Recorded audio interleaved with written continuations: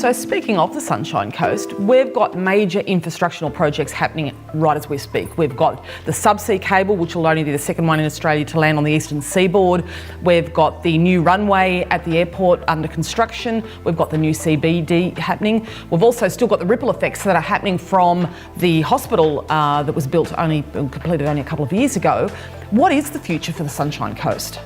I think it's a tremendously strong future. It's much stronger than I would have said, say, 5 years ago. The Sunshine Coast used to suffer because it's basically a tourism economy, and tourism economies are a little bit sort of fragile and fickle. But now it's got these extra layers, these new industries like the medical precinct, like the emerging new CBD, like the big infrastructure spend, $1 billion on the motorway, $500 million on the airport. It's about $25 billion in total. And that's just revolutionising the Sunshine Coast economy, making it much stronger.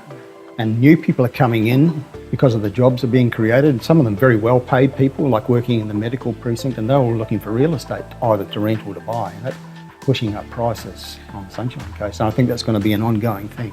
Have you seen that, Danny? Yeah, certainly. I agree with Terry. I think we've also seen a fairly big change in the demographics of people that are moving here.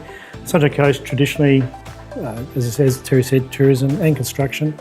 People coming here to retire, to maybe self-employed businesses, a lot of SMEs, but we're now seeing a big change with professional services and jobs. Certainly the hospital was a big game changer, and as you discussed, that rippling effect, and we're certainly seeing that continue to happen with what's happening with the undersea submarine cable.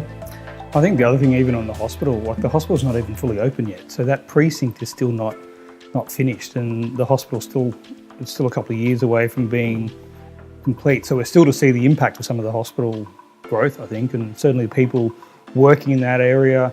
That's still to come in the years to come. And Paul, the demand of, I guess we're seeing a lot of the big shift in the population. I mean, you've got to look at the past, you've got to look at currently, but you also got to look at the future and what's happening in the future and what's expected. And when you look at what the statistics tell us, what the numbers are telling us with the growth, you are seeing people, an hour from the city, an hour from Brisbane. So it's become a real satellite city of Brisbane in many ways. If people talk about game changers, the Sunshine Coast has got 5 or 6 game changers all happening pretty much at once. I mean, the medical precinct is one. The undersea cable is going to be another coming in.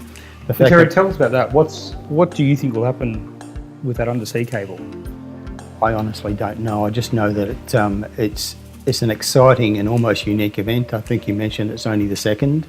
It's the second cable into the eastern seaboard. There's one at Perth, and in Sydney it branches off to a couple of ports, and we've got capacity to do that here as well with the subsea cable. But we're going to have the fastest cable to Asia and the second fastest to America. And I understand that already our economic development team are taking inquiries now from people overseas looking to base themselves here because of that. Decent-sized corporations. And it's really exciting that the Sunshine Coast has snared that, and I think it's a symptom of one of the reasons why the Sunshine Coast is rising. I think it's an underrated factor that what your local council does or doesn't do is really significant. Where you've got an ambitious council that says, right, we want this city to grow and to become more significant in the overall scheme of things, it has a big impact, and that's happened on the Sunshine Coast.